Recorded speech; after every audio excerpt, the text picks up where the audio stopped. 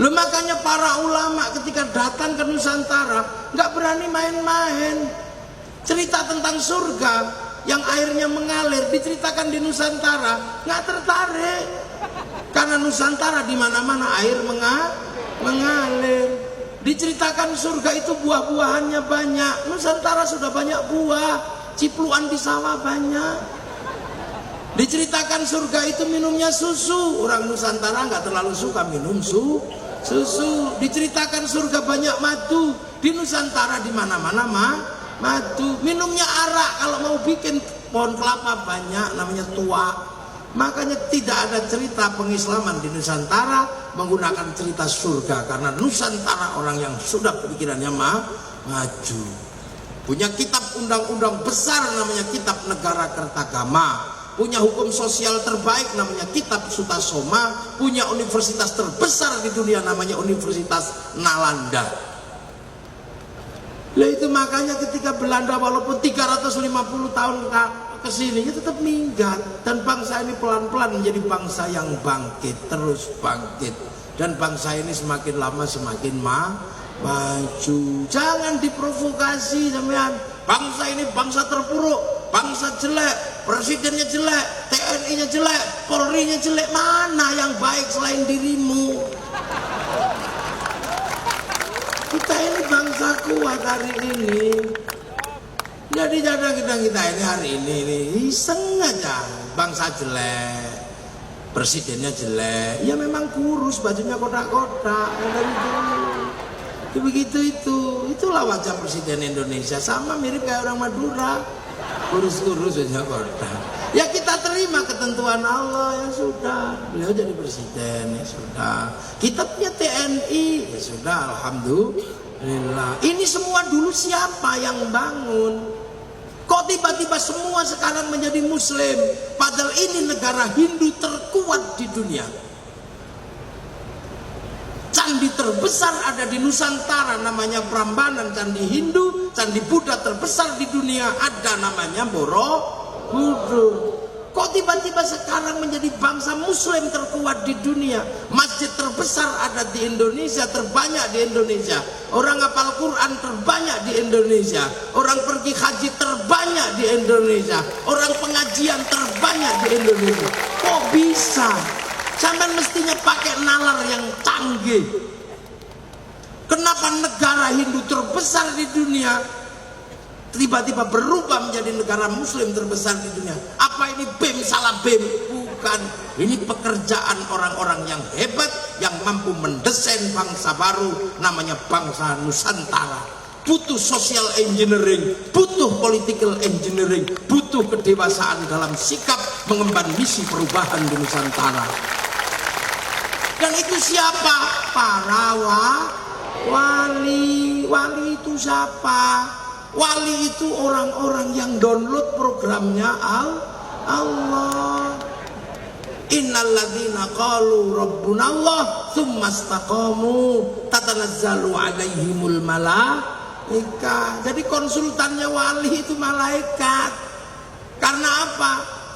Tsumma istaqamu download, ya Allah 3 tahun. Download. Kalau kita kan nggak pernah download. Dijak download 2 jam tidur. Tadi istighosah gak nyampe 1 jam kayaknya.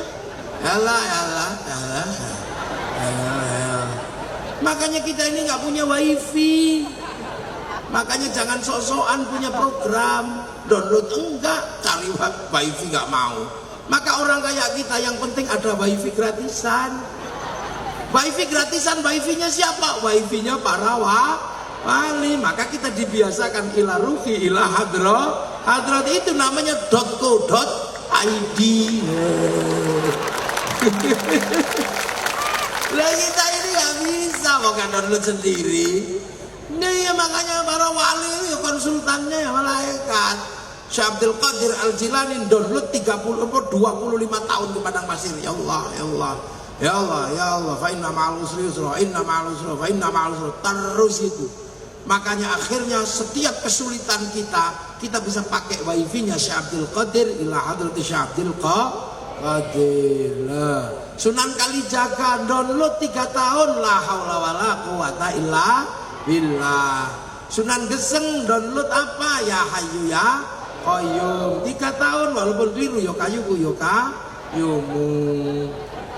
Sudah keliru, iya. Saritin suruh download 3 tahun, download Allahu Akbar.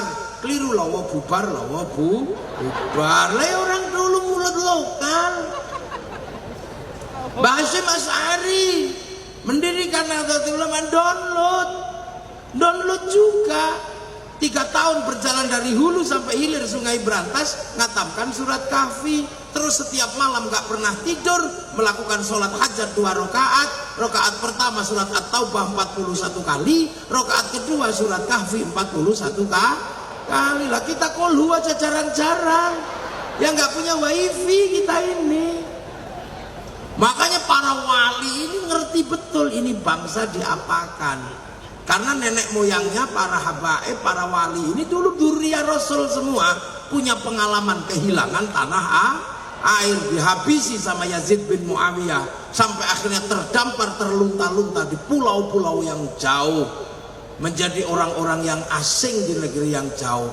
Begitu lihat Nusantara, yang dipikirkan pertama bagaimana kaum muslimin dan Islam bisa tumbuh subur di negeri yang bukan negeri Islam. Gimana caranya? Di sini negerinya adalah negeri raja dan hamba. Raja kekuasaannya mutlak. Nggak mungkin hamba ini bisa bisa menolak kehendak raja. Kastanya banyak. Yang kasta tertinggi boleh ngomong agama namanya Brahmana. Brahmana di bawahnya ada kasta Waisya, kasta kesatria, para raja. Di bawah kesatria ada Waisya, kastanya pegawai. Di bawahnya ada Sudra, kastanya petani, pedagang dan tukang. Di bawahnya ada Paria, kastanya pengemis. Di bawahnya ada Kuca, kastanya pencopet. Di bawahnya ada kasta Meleka, maling tapi kalau ketahuan lari. Di bawahnya ada Candala, maling tapi kalau ketahuan berani namanya begal. Ini gimana? Ini wali gitu. Ini gimana? Ketika datang ketemu masyarakat berbeda.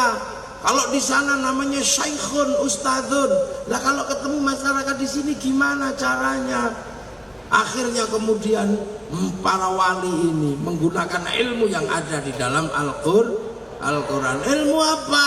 Wa kafa billahi syahida Muhammadur Rasulullah walladzina ma'ahu asyidda'u 'alal kuffar ruhama'u bainahum tarahum ruk'an sujada yabtaghuna fadlan minallah wa ridwanan simahum fi wujuhihim min atharis sujud dzalika mathaluhum fit taurat wa mathaluhum fil injil kazar'in akhraja syat'ahu fa'azarahu fastaghladha fastawa 'ala suqih yu'jibu zurra al-yaqidu bihimul kuffar.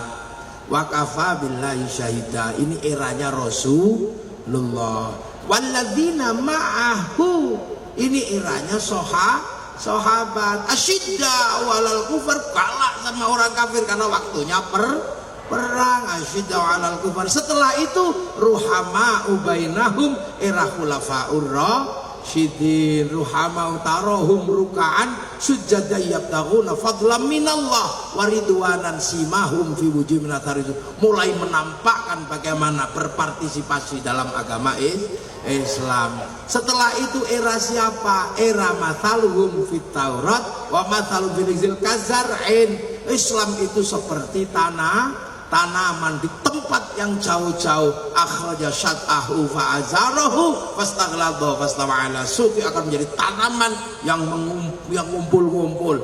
Mboke sama anake meteng bareng, habis itu berbuah bareng. Lu iki piye carane? Maka dengan cara itu Islam ditanam. Ada yang datang cuma nanem tok. Nanem apa? Nanem syahadat. Khusus syahadat tok. Yang nanam syahadat namanya Syekh Abdul Jalil, bikin pesantren Lemah Abang. Makanya Syekh Abdul Jalil dikenal dengan nama Syekh Lemah Abang. Bahasa halusnya Siti Brit, bahasa kawinya Siti Jenar. Maka Syekh Abdul Jalil dikenal dengan nama Syekh Siti Jenar. Tugasnya cuma ngajar syahadat tok, nggak ngajar sholat. Makanya kemudian pondok pesantren Lemah Abang ini punya murid namanya Abangan. Makanya orang Abangan itu mau syahadat belum mau sembahyang. Nah itu namanya lemabang. Kemudian ada para wali berikutnya yang khusus nanam lewat jalur-jalur kebudayaan, itu namanya Sunan Kalijaga, Sunan Bonang, ditanam pelan-pelan satu-satu. Ini bangsa, kalau ini di sana namanya Syekhun Ustadzun, ya Al-Alim Al-Fadil, tanam sini tumbuhan baru namanya Kiai. Lah Kiai itu siapa? Kiai itu ya campur kalau di sini, karena negeri ini dari dulu Bhinneka Tunggal Ika, campur antara kiai manusia, kebo yang ada namanya Kiai Slamet, tombak keris namanya Kiai Pleret, Kiai Sengkelat, baru ada Kiai Semar, baru ada Kiai Haji. Maka kiai itu bukan nama, kiai itu bukan bahasa Arab. Makanya kalau kumpul jangan diarabkan menjadi kuyaha, nggak bisa. Tilmidun muridun pakai bahasa sini namanya santri. Sholat pakai bahasa sini namanya sembahyang. Jadi biasa, sama kayak orang sekarang. Semuanya indah, bersatu dalam satu bahasa walaupun isinya beda. Di sini semua roda dua pakai nama Honda, walaupun Mio namanya Honda. Hondamu apa? Mio. Seluruh mie instan bersatu dalam nama Sarini, walaupun mie sedap atau Indomie tetap Sari. Biasa di sini, ya. Seluruh namanya minuman botol bersatu dalam nama Aqua.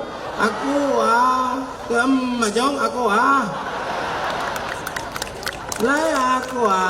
Seluruh pompa air bersatu dalam nama Sanyo, seluruh pembalut bersatu dalam nama Suftek. Lah itu Indonesia, makanya dulu bersatu biasa. Gimana caranya? Karena ini beda. Bahwa di sini dari dulu sudah Bhinneka Tunggal Ika. Itu Islam datang bawa lakum dinukum waliyatin. Di sini sudah rukun. Karena perang antar agama sudah diselesaikan tahun 825, bangsa Nusantara sudah selesai perang agama antara Hindu sama Buddha. Hindu waktu itu bangsanya namanya Sanjaya, Buddha bangsanya namanya Shailendra. Raja Shailendra namanya Garung, anti Hindu, setiap dapat orang Hindu dibunuh. Sampai akhirnya Raja Hindu pergi ke India belajar ilmu arsitektur, pulang namanya Gunadarma. Akhirnya orang Buddha setelah menang perang Semaratungga, ini bikin candi nggak bisa karena bodoh semua. Akhirnya dapatlah orang Hindu namanya Garung, namanya Gunadarma, membuat candi Buddha. Akhirnya candi Buddha dibangun oleh arsitek Hindu. Lahirlah candi Buddha bernuansa Hindu, namanya Sambara Budura, yang akhirnya dikenal dengan istilah Borobudur. Nah itu makanya di situ akhirnya kemudian anak Raja Buddha ini jatuh cinta sama orang Hindu, mau tidak mau bapaknya yang anti Hindu menikahkan anak sematawayangnya namanya Pramodawardhani sama Gunadarma. Akhirnya rukun Hindu Buddha. Makanya di sini tolong nggak usah ribut 01, 02, jangan-jangan anakmu nanti jatuh cinta, kamu pusing nanti, ya. Dah, yang lalu biarlah berlalu, yang lalu biarlah berlalu. Lagunya Pak Bupati. Nah, akhirnya rukun. Setelah itu yang Hindu dibikinkan candi Prambanan. Begitu Prambanan jadi rukun. Bala putra dewa pulang ke Palembang tidak ribut agama, Sriwijaya jadi besar. Sindok ke timur tidak ribut agama, Sindok mampu membangun Kadiri dan Singasari. Akhirnya Singasari nggak ribut agama, jadi besar menaklukkan dunia diatur sama orang Madura namanya Arya Raja. Akhirnya jadi Majapahit negara baru, dan Majapahit mempersatukan puluhan bangsa dengan satu slogan Bhinneka Tunggal Ika. Jadi itu bahasa lama, dan hari itu rukun saling jaga, yang Hindu jaga Buddha, yang Buddha jaga Hindu. Majapahit menjadi besar. Jadi kalau kemudian di Pamekasan ada Banser jaga gereja, nggak usah kaget. karena itulah warisan asli bangsa Indonesia. Di Bali yang jaga masjid pecalang, di New Zealand yang jaga masjid orang Nasrani. Itu kehidupan bangsa di Nusantara. Makanya hari ini banyak sekali yang tidak mengerti. Jadi bukan nggak usah dicari ini dalilnya ada tidak. Loh, kalau situasi aman nggak perlu ada yang jaga. Ini yang kadang kita ini punya warisan bangsa. Bangsa ini warisannya banyak. Warisan celurit itu bukan bikinan tahun 1945. Celurit itu warisan masa lalu bangsa Madura yang mecong. Ini bangsa Madura ini bangsa tersendiri, suku tersendiri. Makanannya beda dengan makanan suku Jawa di sana beda. Yang di sana siji, yang di sini setong. Mana ini bangsa ini? Jadi satu-satu mesti dijelaskan satu ini biar paham ini bangsa. Nah di sana diajarkan wala yakhuddu ala ta'amil miskin. Di sini sudah terjadi makan tidak makan kumpul. Maka setiap kumpul pasti dikasih makan. Lah gak tahu dikasih makan tidak? Hasil itu makanya kalau ada orang mati ya makan, ada tasyakuran makan. Maka kalau ada orang ribut, orang mati kok pada nyuguhin makan. Kita ini bangsa Indonesia. Loh itu bisa ribet ya.